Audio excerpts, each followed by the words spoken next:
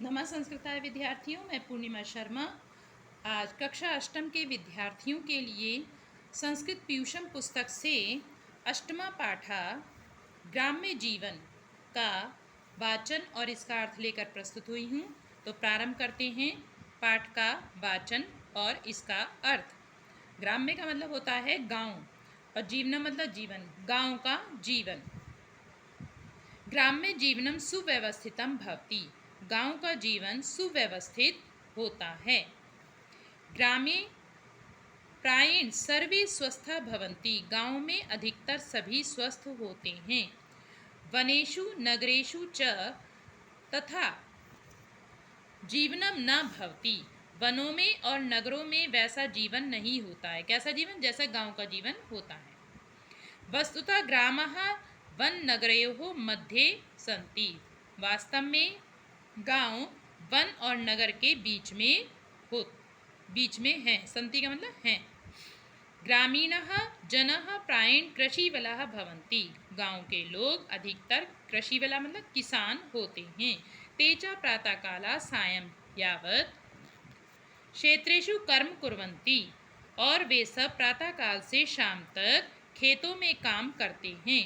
क्षेत्राणि सेक्तुम वारिणा पूर्णः कुल्यः भवन्ति, खेतों को सेक्तु मतलब सींचने के लिए यानी सिंचाई करने के लिए, वारिणा मतलब जल से भरी हुई, कुल्या मतलब छोटी नहरें, छोटी छोटी जो है उसमें नहरें निकाल दी जाती हैं खेतों को सींचने के लिए।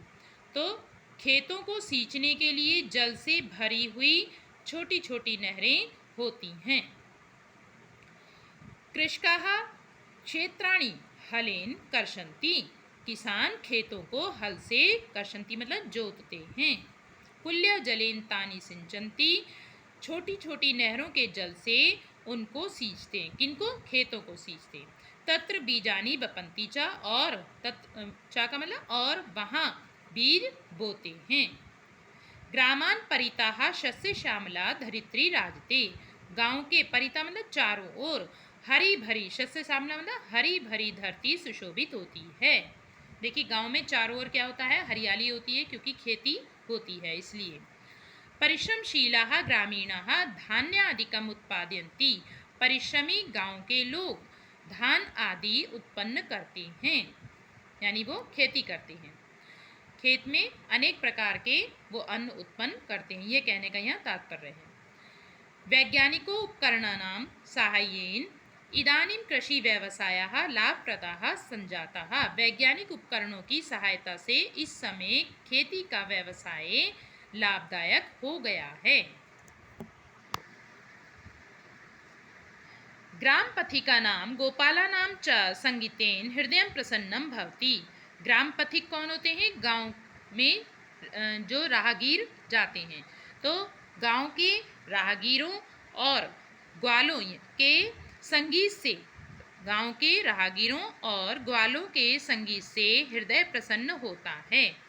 अर्थात वो जब खेतों में काम करते हैं तो गीत गाते रहते हैं, और जो ग्वाले होते हैं वो भी अपनी गायों को चराते हुए गीत गाते रहते हैं, और जो गांव के राहगीर होते हैं जो वहाँ पर रास्ते में जा रहे होते हैं वो भी गीत गाते हुए जाते हैं। तो गांव के राहगीरों और ग्वालों के संगीत से हृदय प्रसन्न होता है। वृक्षः निस्वार्थ में फलम छायाम च प्रयच्छन्ति, वृक्ष बिना किसी स्वार्थ के ही फल और छाया देते हैं। देखिए वृक्ष हमसे कुछ नहीं चाहते, केवल हमें क्या क्या सब कुछ देते ही हैं। तो यहाँ पर आपको बताया बिना किसी स्वार्थ के ही फल भी देते हैं और हमें छाया भी देते हैं। ग्रामे शुक कपोत मयूर कोकिलादया पक्षिणः कूजन्ति, गांव में शुक कहते हैं तोता, कपोतः कबूतर, मयूर मोर, कोकिला कोयल आदि पक्षी कूंजते हैं। तो पक्षियों के बोलने की आवाज़ को कुंजन कहते हैं। तो यहाँ पे लिखा है कूंजते हैं। अश्व गो महिष मेषादयः पशवः च चरन्ति, अश्व घोड़ा, गो गाय, महिष भैंस, मेष, मेष कहते हैं भेड़, भेड़ आदि पशु चरते हैं। और क्या होता है? और घोड़े, घोड़ा, गाय, भैंस, भेड़, मेष का मतलब है भेड़, आदि पशु चरते हैं। ग्रामेषु मनोरंजनम अल्पव्ययसाध्यम भवति, गाँव में मनोरंजन बहुत कम खर्चे में होता है। धूलधूसरिताः बालिकाः विविधां क्रीडां कुर्वन्ति, धूल से सने हुए बालक अनेक प्रकार के खेल करते हैं या खेल खेलते हैं, ऐसा भी आप लिख सकते हैं। जीवन रक्षणार्थम अत्यंतम उपयोगिनः वायुजलादिकाः ग्रामेषु प्रचुरं यथा लभ्यन्ते तथा न नगरेषु। अत्यंत जीवन रक्षा करने के लिए अत्यंत उपयोगी वायु जल आदि गांव में यथा जैसे प्रचुर मात्रा में प्राप्त होते हैं, यानी पर्याप्त मात्रा में प्राप्त होते हैं, वैसे नगरों में नहीं, वैसे शहरों में नहीं। ग्राम्य जीवनम सदाचार संपन्नम धार्मिकम च भवति, गांव का जीवन सदाचार संपन्न और धार्मिक होता है। ग्रामवासी नाम मनांसी निर्मलानी भवन्ति, गांव के लोगों के मन निर्मल होते हैं यानी स्वच्छ होते हैं, उनके मन में कोई किसी प्रकार की कुटिलता का भाव नहीं होता है। तत्रत्यम वातावरणम स्वच्छम भवति, वहाँ का वातावरण स्वच्छ होता है। प्राचीन काले ग्रामेषु तथाविधम शिक्षालय चिकित्सालयादीनां सौविध्यम नासीत्, प्राचीन काल में गांव में उस प्रकार के शिक्षालय चिकित्सालय आदि की सुविधा नहीं थी यथा अद्य अस्ति, जैसी आज है। तथापि अधुना ग्रामेषु सकलानि साधनानि यदि उपलब्धानि भवेयुः तर्हि ग्राम्य जीवनम इतोऽपि सुकरम च भविष्यति। फिर भी आज गांव में समस्त साधन यदि उपलब्ध हो जाए तो गांव का जीवन इससे भी अधिक सुकर मतलब आसान च और आसान और सुख देने वाला हो जाएगा। तदर्थम ग्राम निवासी भी संभूये प्रयत्ना विधेया, उसके लिए गांव के निवासियों के द्वारा संभूये मतलब एकत्र होकर प्रयत्न करना चाहिए।